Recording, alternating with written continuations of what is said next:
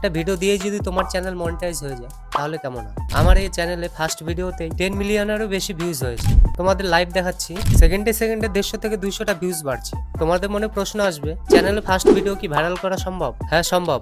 এই 3টা tips follow করলে ভিডিও ভাইরাল হওয়ার চান্স 100% বেড়ে যায়। শুধুমাত্র এই 3টা টিপস ফলো করো, তাহলে তোমাদের ভিডিও ভাইরাল হতে কেউ আটকাতে পারবে না।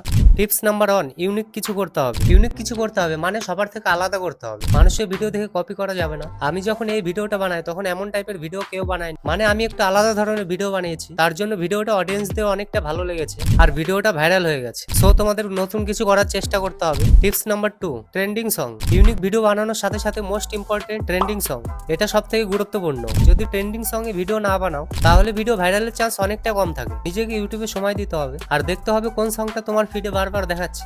যে সং এর ভিডিও তোমাকে বারবার দেখাচ্ছে ওই সং এ ভিডিও আপলোড করো। Tips number 3, regular post.